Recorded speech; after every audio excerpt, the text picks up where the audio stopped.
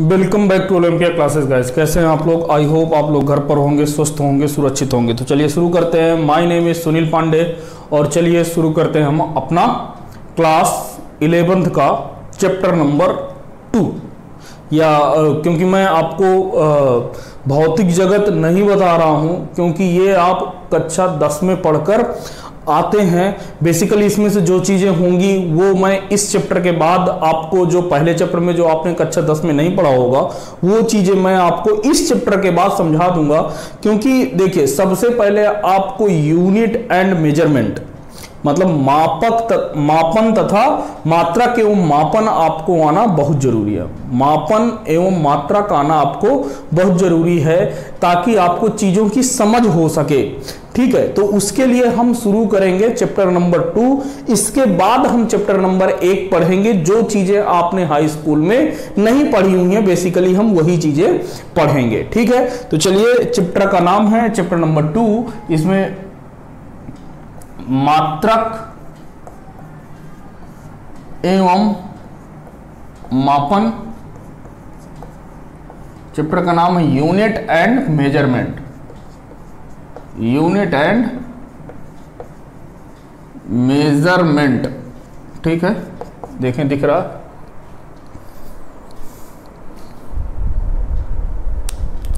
ठीक, तो चलिए क्या कहते हैं इसे। तो देखिए, सबसे पहले बात आती है कि भाई मात्रक किसका होगा? किसी भौतिक राशि का होगा। किसका होगा? किसी भौतिक राशियों का। तो हेडिंग डालिएगा भौतिक राशियां। पहली हेडिंग है आपकी भौतिक राशियां। भौतिक राशियां, इसमें लिखिएगा वे राशियां जिन्हें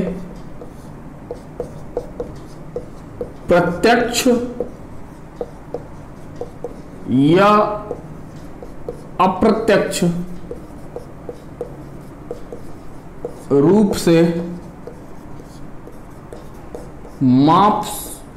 मापा जा सके, मापा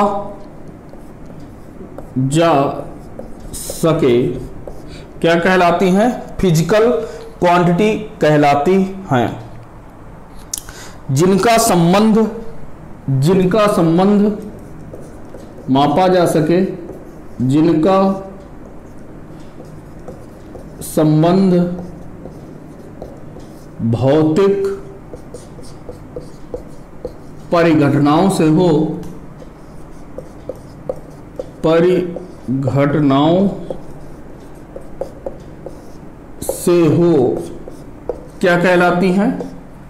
भौतिक राशियां कहलाती हैं। भौतिक राशियां कहलाती हैं।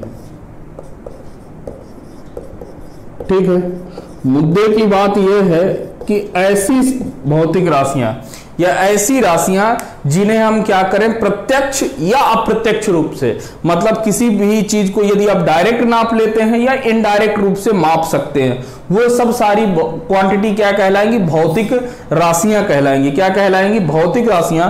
भौतिक राशियों को इंग्लिश में क्या कहते हैं? Physical quantity.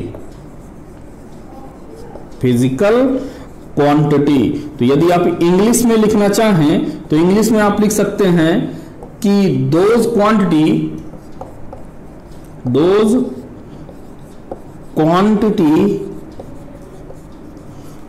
which can be measured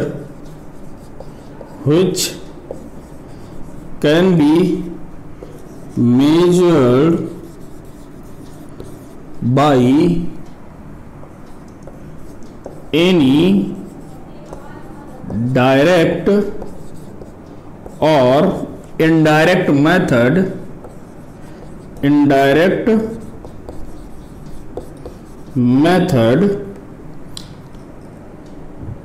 is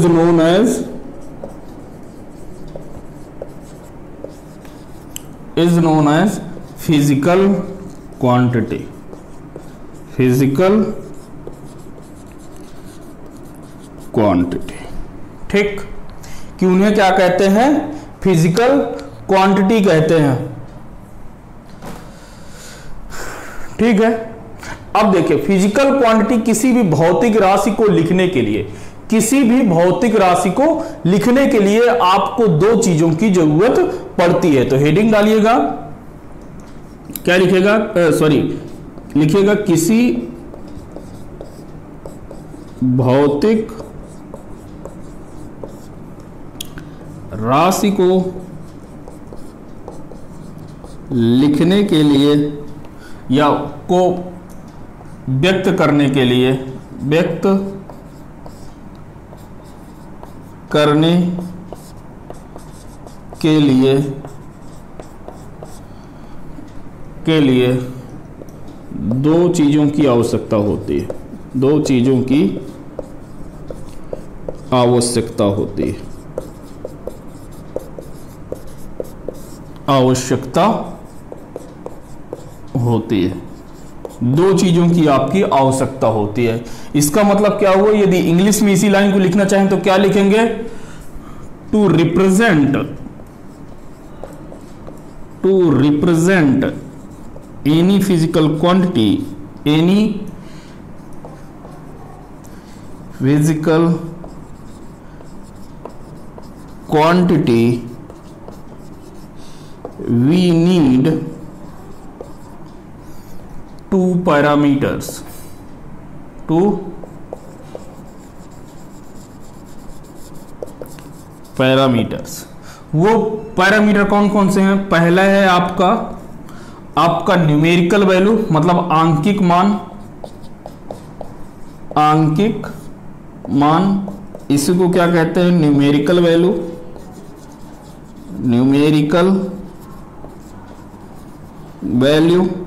दूसरा है आपका मात्रक, इसी को क्या कहते हैं, यूनिट। ठीक है, इसको छापो तो फिर हम आगे आपको बताएं। तो पहले आप इसको छाप लो। चलिए, जैसे देखिए भौतिक राशि बराबर क्या लिख सकते हैं, लिखेगा भौतिक राशि बराबर क्या हो जाएगा, ये हो जाएगा आंकिक मान गुणे मात्रक। ठीक है, आंकिक मान को हम किससे रिप्रेजेंट करते हैं, n से, स्मॉल n से, और मात्रक को स्मॉल u से रिप्रेजेंट करते हैं। ठीक है, तो ये आपका भौतिक राशि हो गई, यानी कि physical quantity is equal to क्या हो जाएगा, physical quantity is equal to आंकिक मान मतलब न्यूमेरिकल वैल्यू इनटू यूनिट। ठीक है, यानी physical quantity is equal to कितना हो जाएगा, n into you.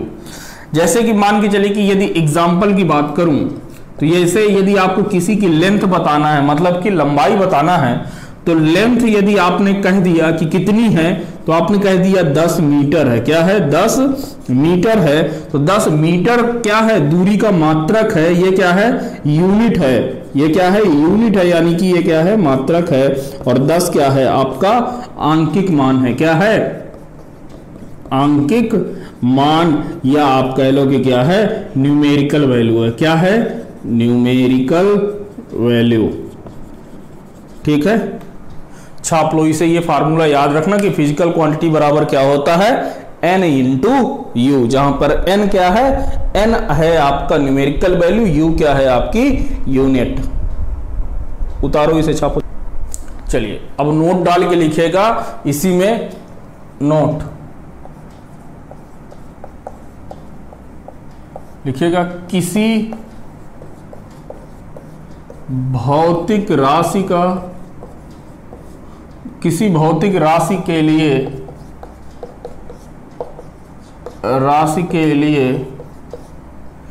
आंकिक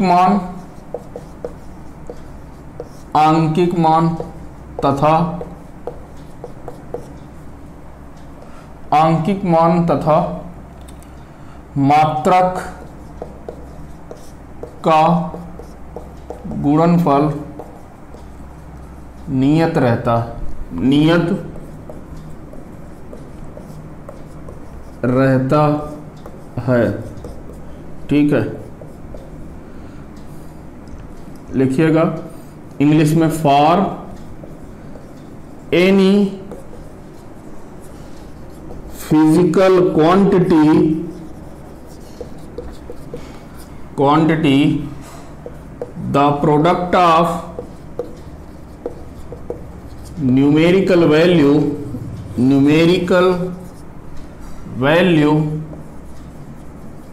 and unit is constant. क्या रहता है? कांस्टेंट रहता है। ठीक है, इसका मतलब क्या हुआ कि यदि आपका न्यूमेरिकल वैल्यू n और यूनिट कितनी होगी u, तो ये आपका क्या रहेगा? कांस्टेंट रहेगा। क्या रहेगा? कांस्टेंट। मतलब कि क्या रहेगा? नियत रहेगा, नियतांक हो जाएगा। यानी कि मैं इसको क्या लिख सकता हूं? n1 u1 बराबर n2 u2। पता है इसका प्रयोग हम कब करेंगे? इसका प्रयोग हम तब करेंगे जब कि कह दे कि आपको किसी मात्रक को CGS MKS पद्धति में किस में बदलना है? CGS पद्धति में बदलना है। तब उस समय हम इस फार्मूले का प्रयोग करेंगे, तब हम उस समय का इसका प्रयोग करेंगे। इसका मतलब क्या है कि यदि हम लिखिएगा कि यदि हम मात्रक का मान बढ़ाएंगे तो आंकिक मान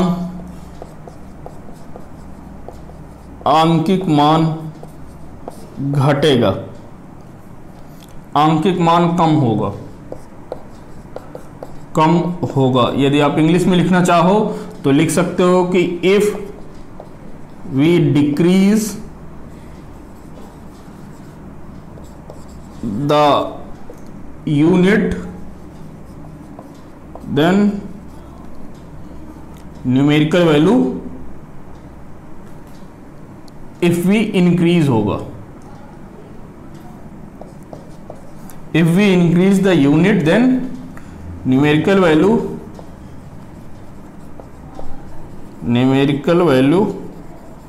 will decrease। ठीक है, कि यदि हम किसी की यूनिट को क्या करेंगे? यूनिट को इंक्रीज करेंगे तो आपका क्या होगा? न्यूमेरिकल वैल्यू कम होगा। जैसे ध्यान से समझना, एग्जांपल मैं दे रहा हूं, थोड़ा बुद्धि लगाना, भेजा लगाना। क्या कह रहा है? ये कह रहा है कि आपकी यदि लेंथ जो है, यदि कह दे कि जो लेंथ है वो कितनी है आपकी? 1 किलोमीटर है। क्या है? 1 किलोमीटर है। 1 किलोमीटर है। तो अब आपको पता है कि किलोमीटर में कितने मीटर होते हैं? 1 किलोमीटर में 1000 मीटर के बराबर होता है। क्या होता है? 1000 मीटर के बराबर होता है। तो यदि आप यहां से देखो तो सॉरी, यदि मैं इसे 1000 लिख दूं, 1000 मीटर, 1000 मीटर, तो यहां से देखो तो आंकिक मान क्या है? अभी 1000 है और यूनिट आपकी क्या है? मीटर है। लेकिन जब मैं इसे किलोमीटर में बदलता हूं तो यदि आप ध्यान से देखोगे तो यहां पर मैंने क्या कर दिया? 1 और किलोमीटर को ये कर दिया किलोमीटर। तो देखिए आपने क्या किया है कि यूनिट आपने बढ़ा दिया है, मतलब मीटर को किस में कर दिया है? किलोमीटर में। भाई पहले बात समझिएगा, मीटर आपका कैसा है भाई? यदि आपसे कह दिया जाए कि 200 मीटर, 500 मीटर, 1 किलोमीटर, ठीक है, तो मीटर क्या है? आपकी छोटा मात्रक है। मीटर कैसा है? छोटी मात्रक है, छोटी यूनिट है। और किलोमीटर कैसा है? बड़ा मात्रक है। तो देखिए किलोमीटर यानी कि जब हमने मात्रक को क्या कर दिया? यूनिट को क्या कर दिया? बढ़ा दिया, तो आपकी न्यूमेरिकल वैल्यू क्या हो गई? कम हो गई। पहले न्यूमेरिकल वैल्यू आपकी 1000 थी, अब कितनी हो गई? 1। लेकिन यहां पर क्या हो गई? ये किलोमीटर और ये मीटर। तो आई होप ये आपको समझ में आ गया होगा कि जब आप मात्रक को बढ़ाते हैं या आप यूनिट को बढ़ाते हैं तो बेसिकली होता क्या है कि आपकी जो है न्यूमेरिकल वैल्यू, आंकिक मान, उसी के लिए क्या हो जाता है? कम हो जाता है। ठीक है, तो आप इसे नोट करिए। चलिए अब जो है अगली हेडिंग डालिएगा, भौतिक राशियों के प्रकार। अगली हेडिंग है भौतिक राशियों के प्रकार। भौतिक राशियों के प्रकार यानी type of physical quantity. Type of physical quantity. देखिए तो भौतिक राशियां आपकी कितने प्रकार की होती हैं? 3 प्रकार की होती है। भौतिक राशियां कितने प्रकार की होती हैं? 3 प्रकार की। पहला है, तो पहली हेडिंग डालिएगा मूल राशियां। मूल राशियां क्या डालेंगे? मूल राशियां। हेडिंग है मूल राशियां। ठीक है, इसमें लिखिएगा कि मूल राशि किसे कहते हैं? तो वह भौतिक राशियां जो व्यक्त करने के लिए किसी दूसरी भौतिक राशियों पर निर्भर नहीं करती हैं, क्या कहलाती है? मूल राशियां। फिर से समझिएगा, ऐसी भौतिक राशियां जिनको व्यक्त करने के लिए हमें किसी दूसरी भौतिक राशियों की जरूरत नहीं पड़ती है, क्या कहलाती हैं? मूल राशियां कहलाती हैं। तो लिखिएगा वह राशियां जिनको व्यक्त करने के लिए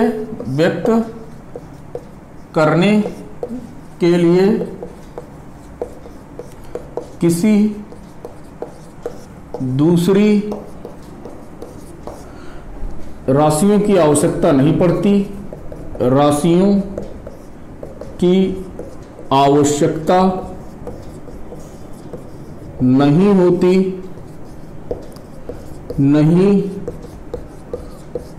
है, मूल राशियां कहलाती हैं। क्या कहलाती हैं? मूल राशियां कहलाती हैं।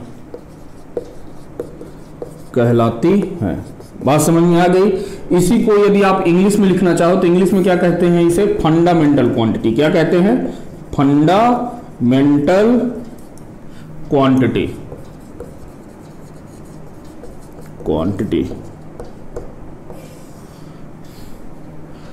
those quantity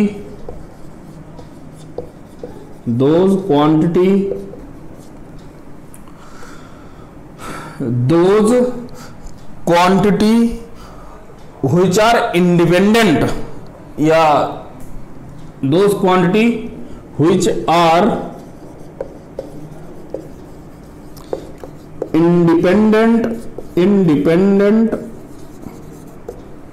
independent from other physical quantity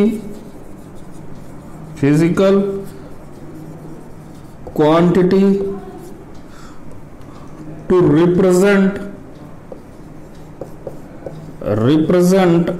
is known as fundamental quantity। Fundamental quantity. ठीक है, ऐसी क्वांटिटी जिनको रिप्रेजेंट करने के लिए हमें किसी दूसरे भौतिक राशियों पर निर्भर नहीं होती हैं, क्या कहलाती हैं? फंडामेंटल क्वांटिटी कहलाती हैं। लिखिएगा, यह मूल राशियां 7 प्रकार की होती हैं। मूल राशियां 7 प्रकार की होती हैं। 7 प्रकार की होती हैं। ठीक है, फंडामेंटल क्वांटिटी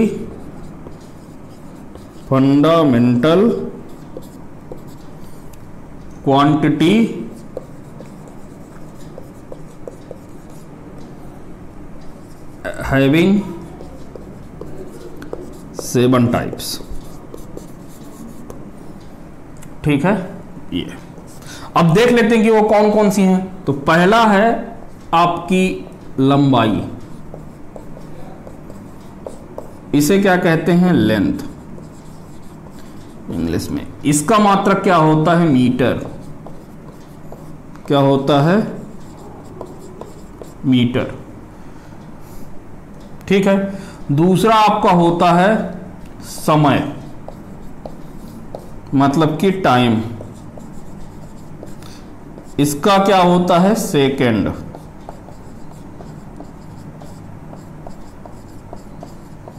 ये सब मात्रक है। इस तरफ ये आपकी फंडामेंटल क्वांटिटी है, ये क्या है मात्रक है। तीसरा है आपका विद्युत धारा। विद्युत धारा यानी कि इसको क्या कहते हैं इलेक्ट्रिक करंट। इलेक्ट्रिक करंट इसको किससे मात्रक क्या होता है एम्पियर। क्या होता है एम्पियर। एम्पियर ठीक है। चौथा होता है आपका टेम्परेचर ताप, यानी क्या टेम्परेचर। इसको किससे मापते हैं टेम्परेचर को मापते हैं केल्विन से। किससे केल्विन से ठीक है। पांचवा आपका होता है द्रव्यमान। क्या होता है द्रव्यमान यानी कि मास। इसकी यूनिट क्या होती है द्रव्यमान की किलोग्राम। क्या होती है किलोग्राम। किलोग्राम यानी कि केजी ठीक है। तीसरा छठा होता है आपका ज्योति तीव्रता। क्या होता है ज्योति तीव्रता। ज्योति तीव्रता को क्या कहते हैं इंटेंसिटी। एक मिनट, ज्योति तीव्रता को क्या कहते हैं ल्यूमिनस इंटेंसिटी। क्या कहते हैं ल्यूमिनस इंटेंसिटी। ज्योति तीव्रता को कहते हैं ल्यूमिनस इंटेंसिटी। इंटेंसिटी इसका मात्रक क्या होता है कैंडला। क्या होता है कैंडला। और इसको CD से रिप्रेजेंट करते हैं। किससे CD से। सातवां होता है पदार्थ की मात्रा। पदार्थ की मात्रा यानी मोल ऑफ सब्सटेंस। क्या कहते हैं इसे मोल ऑफ सब्सटेंस। इसको किससे व्यक्त करते हैं मात्रक क्या होता है मोल। ठीक चलिए तो इसको नोट कर लीजिए। कितनी भौतिक राशियां होती हैं 7 होती हैं। कौन कौन सी लंबाई समय तापमान द्रव्यमान और विद्युत धारा ज्योति तीव्रता और पदार्थ की मात्रा। इनको आपको याद रखना है क्योंकि इन्हीं राशियों की सहायता से इन्हीं फिजिकल क्वांटिटी की सहायता से हम किसी दूसरी भौतिक राशियों का मात्रक हम लोग क्या करेंगे निकालेंगे। तो ये इन सातों को आपको पता होना चाहिए। बेसिकली आप लोग सब हाई स्कूल में ये सभी पढ़ चुके हैं। ठीक है चलिए इसको नोट करिए तो फिर अगले में चला जाए। देखिए पहला टाइप देख चुके थे फंडामेंटल क्वांटिटी। अब देखते हैं दूसरा टाइप है फिजिकल क्वांटिटी का। देखिए इसकी मुझे हिंदी नहीं पता है। ठीक है तो बेसिकली इसको कहते हैं supplementary physical quantity. Physical quantity ठीक है सप्लीमेंट्री फिजिकल क्वांटिटी। तो ये जो आपकी सप्लीमेंट्री फिजिकल क्वांटिटी होती है ये आपकी कितने प्रकार की होती है 2 प्रकार की। कितने प्रकार की होती है मेरे भाई 2 प्रकार की होती है। इसमें से A नंबर है आपका समतल कोण। समतल कोण यानी कि plane angle. Plane angle plane angle. यदि जैसे मान के चलो कि यहां से ये आपका कोई सेंटर है और ये दूरी आपकी कितनी है R है। ये दूरी कितनी है R है। अब आप यहां से इसको ये पोजीशन A है और पोजीशन B पर आप पहुंच रहे हो। पोजीशन B पर आप पहुंच रहे हो। ये अभी भी R है। अभी पर पहुंचने के लिए आप थीटा चलते हो तो यदि हमें ये क्या हो जाएगा ये आपका आर्क हो जाएगा। ये क्या हो जाएगा आर्क है। आर्क ये क्या है आर्क यानी कि चाप। ठीक है तो आपको कोण बताना है तो कोण बराबर क्या होता है या कोण बराबर होता है चाप बटे त्रिज्या। क्या होता है? चाप बटे त्रिज्या, चाप बटे त्रिज्या, यानी थीटा एंगल बराबर होता है आर्क अपान रेडियस, आर्क अपान रेडियस। और इसको हम किससे रिप्रेजेंट करते हैं? रेडियस को। ये आपका रेडियन कहलाता है। मात्रक क्या होता है इसका? यूनिट हो जाएगी इसकी जो है रेडियन। क्या होती है? रेडियन। ठीक, ये तो आ गई आपकी। यार ये कच्चा हाई स्कूल में पढ़ाओगे। कोण बराबर क्या होता है? चाप बटे त्रिज्या, आर्क अपान रेडियस। ये क्लास आप अपने हाई स्कूल में पढ़ा होगा। ठीक है। दूसरा होता है घन कोण। क्या होता है? घन कोण। इसको क्या कहते हैं? Solid angle, solid angle. तो यदि आप यहां से देखोगे तो देखो ये क्या होता है? Solid angle. थोड़ा समझना होता क्या है कि जैसे ये आपने क्या किया, ये आपका एक ठोस गोला है। क्या है? सॉलिड गोला है, जिसकी रेडियस कितनी है? आपकी आर है। कितनी है? आर है। यहां से आप मान के चलो कि थीटा एंगल घुमा के और इस एरिया को काट करके क्या करते हो? निकाल लेते हो ये पूरा एरिया। तो ये जो एरिया है, ये जो ऊपर का इसका सरफेस एरिया है, ये जो एरिया है यानी कि जो क्षेत्रफल है, ठीक है, ये जो गोला है आपका कैसा गोला है? ठोस गोला है, ठोस गोला है, यानी कि क्या है? सॉलिड स्फीयर है। क्या है? सॉलिड स्फीयर है। तो यहां से यदि आप थीटा घन कोण निकालोगे, क्या निकालोगे? घन कोण, सॉलिड एंगल। तो ये कितना हो जाएगा? एरिया अपान, ये जो एरिया होता है, एरिया अपान कैपिटल आर का स्क्वायर, जो आर क्या है? आपकी रेडियस है। तो यहां से solid angle is equal to, solid angle is equal to, ये कितना हो जाएगा? Area upon R square. That's it. तो ये आप याद रखिएगा। ठीक है, कभी जरूरत पड़ेगी तो हम इन्हें लगाएंगे। और इसकी जो यूनिट होती है, जो यूनिट होती है वो क्या होती है? स्टेरेडियन। यूनिट इसकी होती है स्टेरेडियन। क्या होती है?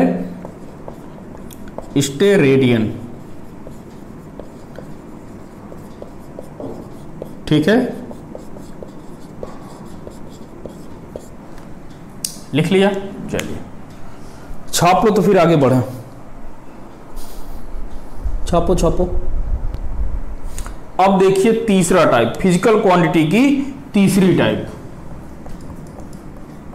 ठीक है, इसे क्या कहते हैं? व्युत्पन्न राशियां। व्युत्पन्न राशियां इंग्लिश में क्या कहते हैं इसे? इंग्लिश में कहते हैं इसे आपका डिराइव्ड क्वांटिटी। तो लिखिएगा व्युत्पन्न राशियां किसे कहते हैं? देखिए समझिए। देखिए मूल राशियां क्या होती थी? ऐसी भौतिक राशियां जिनको व्यक्त करने के लिए किसी राशि की जरूरत नहीं पड़ती है, किसी दूसरी भौतिक राशि की जरूरत नहीं पड़ती है। क्या कहलाती हैं? मूल राशियां कहलाती हैं। व्युत्पन्न राशियां क्या कहलाती हैं? कि ऐसी भौतिक राशियां जिनको व्यक्त करने के लिए हम किसी दूसरी भौतिक राशियों पर निर्भर होते हैं, क्या कहलाते हैं? व्युत्पन्न राशि। तो लिखिएगा वह भौतिक राशियां जिनको व्यक्त करने के लिए, जिनको व्यक्त करने के लिए दूसरी भौतिक राशियों की आवश्यकता होती है, भौतिक राशियों की आवश्यकता होती है, आवश्यकता होती है, क्या कहलाती हैं? व्युत्पन्न राशियां कहलाती हैं। व्युत्पन्न राशियां कहलाती हैं। ठीक है, लिख गया? चलिए अब पहले बात समझिए। इंग्लिश में इसे क्या कहते हैं? Derived quantity. क्या कहते हैं? Derived quantity. Derived quantity. इसमें लिखिएगा those physical quantity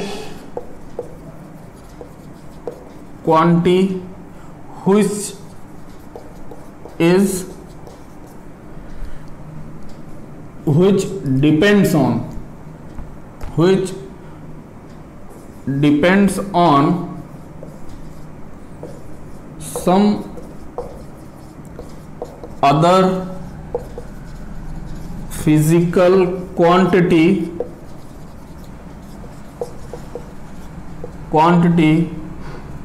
is known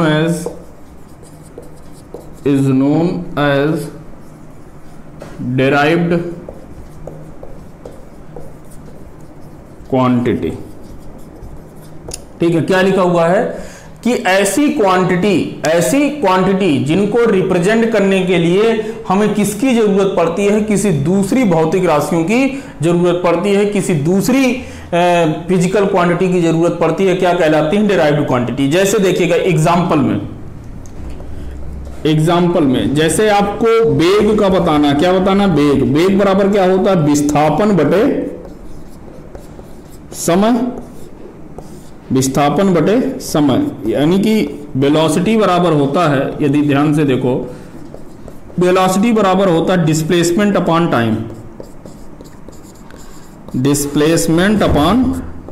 time, यही होता है। तो यहां से यदि आप विस्थापन को देखो तो विस्थापन का यूनिट क्या होता है, विस्थापन एक तरीके से क्या है, दूरी है, यानी कि इसका मात्रक क्या हो जाएगा, मीटर। ठीक है, और इसका मात्रक क्या हो जाएगा, समय का मात्रक क्या होता है, सेकंड। तो इसको क्या हो जाएगा, इसका मात्रक मीटर पर सेकंड, क्या हो जाएगा, मीटर पर सेकंड, यही होता है। और इसी तरीके से यदि इसका लिखें तो कितना हो जाएगा, मीटर पर सेकंड। ठीक है, तो ये हो जाएगा मीटर पर सेकंड। ठीक है, तो ये देखो, वेग को रिप्रेजेंट करने के लिए, वेलोसिटी की यूनिट लिखने के लिए, मात्रक लिखने के लिए हमें किसकी जरूरत पड़ती है, विस्थापन यानी दूरी और समय की। तो हमें ऐसी भौतिक राशियां, ऐसी फिजिकल क्वांटिटी जिनको रिप्रेजेंट करने के लिए हमें किसी दूसरी भौतिक राशि के पास जाना पड़े, किसी दूसरी भौतिक राशियों की सहायता से हम यदि उसकी मात्रक को निकाल सकते हैं तो वो क्या कहलाती है, व्युत्पन्न राशियां कहलाती हैं। ठीक है, तो देखिए आज के लेक्चर में हमने बेसिकली यही सीखा है। आज के लेक्चर को हम यहीं पर खत्म करते हैं। ठीक है, यदि आपको कोई भी डाउट हो तो आप मुझे कॉल कर सकते हो। ठीक है, मुझे आप आपके पास फोन नंबर मैंने दिया हुआ है, आप मुझे फोन कर सकते हो। ठीक है, बेसिकली आप भैया थोड़ा सा ये काम करिएगा कि आप ज्यादा से ज्यादा बच्चों को इस चैनल के साथ जोड़िए। ठीक है, ताकि आपको आगे चल के जो है सब सारी चीजें आपको क्रिस्टल एंड क्लियर होती रहें। ठीक है, तो चलिए मिलते हैं आपसे अगले लेक्चर में, तब तक के लिए थैंक यू वेरी मच।